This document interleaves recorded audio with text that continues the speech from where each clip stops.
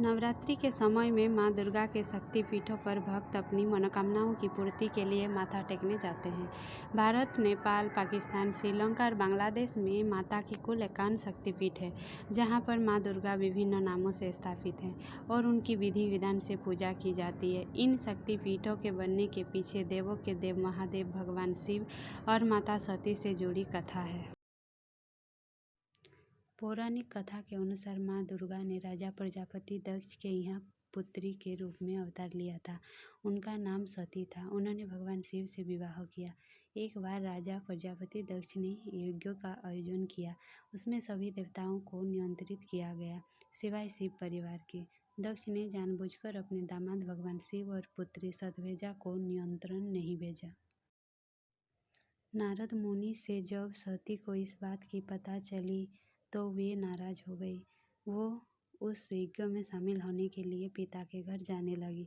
भगवान शिव ने बिना निमंत्रण के उनको वहां जाने से मना कर दिया, लेकिन वे नहीं मानी और चली गई। अपने मायके पहुंचकर सती ने अपने पिता से उनके परिवार को यज्ञ में आने का निमंत्रण न देने का कारण पूछा। इस पर दक्ष नाराज हो गए और भगवान शिव के बारे में अपमानजनक बातें कहने लगे। पति के अपमान से आहत सती ने उस यज्ञ स्थल पर ही अपने प्राणों की आहुति दे दी। कैलाश पर ध्यान लगाए भगवान शिव को जब सती के आत्मदाह की सूचना मिली तो वे क्रोधित हो उठे। उनका तीसरा नेत्र खुला और प्रलय मच गया। भगवान शिव तांडव नृत्य करने लगे और उनकी जटा से वीरभद्र की उत्पत्ति हुई। उसने भगवान शिव के आदेश पर प्रजापति दक्ष का सिर काट डाला। तब तक भगवान शिव भी घोर वेदना और दुख के साथ वहां पहुंच गए और सती का निष्प्राण शरीर अपने हाथों में उठा लिया।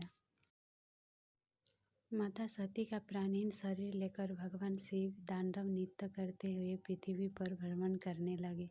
हर तरफ प्रलय था। ऐसी स्थिति में भगवान विष्णु ने अपने सुदर्शन चक्र से सती के निष्प्राण शरीर के कई टुकड़े कर दिए। माता सती के शरीर का अंग और आभूषण पृथ्वी पर जहाँ भी गिरे वहाँ पर माता के शक्तिपीठ स्थापित हो गए। इस तरह से माँ दुर्गा के 51 शक्तिपीठ अस्तित्व में हैं। माता सती ने अगले जन्म में राजा हिमवान के यहाँ जन्म लिया। उनका नाम था पार्वती। माता पार्वती ने भगवान शिव की प्राप्ति के लिए कठिन तप किया। फिर पार्वती और भगवान शिव का विवाह हुआ।